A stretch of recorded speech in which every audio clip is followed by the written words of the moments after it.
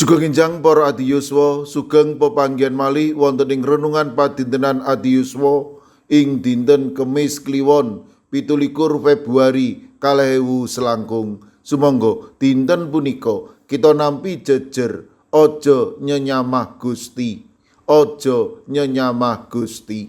Para adiyuswa, aja nyenyamah asmanipun Gusti. Bab punika ngemu teges Gusti Allah mboten kenging kangge dolanan. Kathah tiyang ingkang nyepelekaken Gusti Allah dipun sadi, dipun singkur kangge pikantuk kalenggahan ingkang langkung inggil utawi kangge pikantuk jodoh. Sareng sampun pikantuk kalenggahan ingkang inggil, nemai perkawis ingkang boten saged dipun atasi.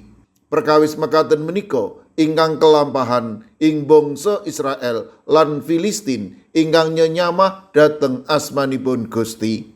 Setunggal Samuel 6 ayat gangsal ngendika, "Dadi kowe kudu padha gawe tetirane plenthungan, mangkono uga tikus sing ngrusak negaramu, kanthi mengkono kowe padha ngurmati Gusti Allah Israel, mbok menawa Allah Israel bakal ora ngukum kowe, para dewa lan tanahmu meneh." Bangsa Israel ngalami kawon ageng ing peperangan lumawan bangsa Filistin. Dene bangsa Filistin ingkang nyenyamah peti prajanjen minangka pralambang kawontenanipun Gusti, nampik pagebluk arupi sakit plenthungan lan kaserang dening tikus.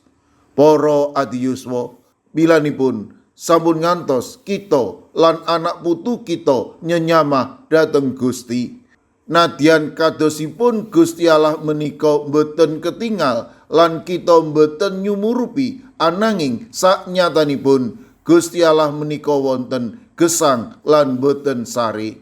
Milanipun monggo kita sami ngluhuraken asmanipun Gusti lan mboten dadosaken asmanipun Gusti kangge dolanan. Kita kedah pakiring nyebut asmanipun Gusti. Amin. Sumangga kita ndedonga. Matur nuwun Gusti, dinten punika paduka paring pepimut, amri kawula mboten nyenyamah asma paduka. Paduka mberek kawula, amri kawula tansah ngluhuraken asma paduka.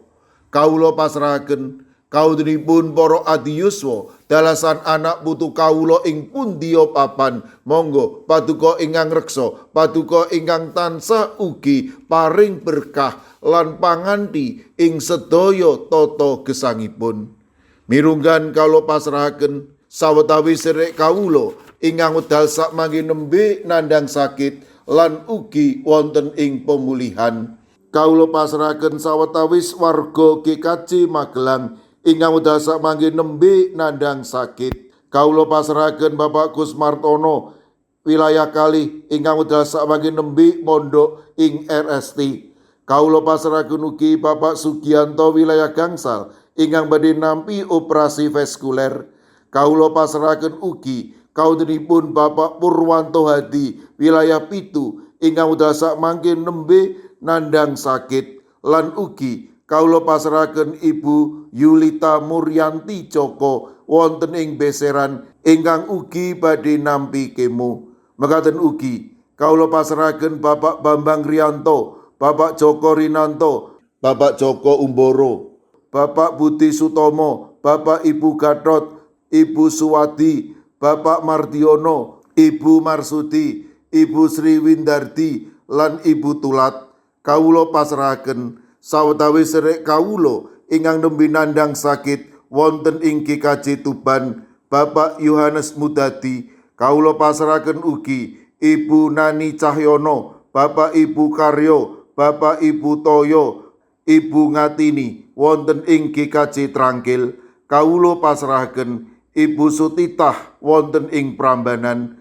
Kawula ugi masrahaken sedherek kawula ing GKJ Immanuel Solo, Ibu Tugiani Sunarto. Kawula pasrahaken Ibu Lasiem Blok 6 GKJ Gondang Winangun. Mekaten ugi ing GKJ Wonosobo, Bapak Lazarus Samijan, Ibu Endang Sarjono, Bapak Yusuf Sunaryo, Ibu Rodiah Sumardi. Mekaten ugi Eyang Sarwito wonten ing kikaji ngalian. Kawula ugi emut kalian Ibu Wahyono ringin nanom ing kikaji Plengkung. Mekaten ugi Ibu Sunarti ing kikaji Salaman. Ing kikaji Prambanan kawula masrahaken Bapak Triyanto. Ing kikaji Ungaran kawula masrahaken Ibu Sukito, Bapak Sembiring, Ibu Munarti, Bapak lan Ibu Tugiman, Ibu Surisno. Mekaten ugi kalau pasrahaken Ibu Tati wonten ing kikaji Immanuel Solo, Bapak Jatmiko ing Denpasar, Ibu Warsi ing Kemenjing, Ibu Apri wonten ing Canden. Kawula pasrahaken sedherek kawula ing kikaji Sragen, Bapak Ursito Riyadi, Ibu Sumiati, Bapak Suyanto. Mekaten ugi sedherek kawula Bapak Chandra Deni Saputra ing kikaji Karangdawa. Kawula pasrahaken Ibu Giyanti ing kikaji Gantiwarna. Kawula ugi masrahaken Bapak Bambang Sugiri, Bapak Dalmin, Bapak Wisno ing kikaji Pugeran.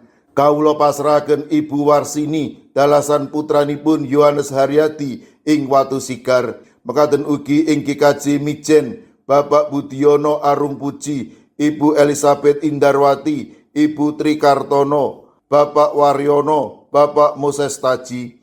Kawula pasrahaken Ibu Sukarni, Ibu Sutarwi, Bapak Daniel Agus ing kikaji Banyumanik. Kawula pasrahaken Ibu Karyumi, Ibu Sunarni ing kikaji Purba. Mekaten ugi ing kikaji Tanon kawula pasrahaken Bapak Suhadi. Kawula pasrahaken sinten kemawon ingkang nembe nandhang sakit lan ing pemulihan kawula pitados paduka badhe saged ngginakaken menapa lan sinten kemawon amri sedherek kawula menika enggal nampi wetahing kesarasan.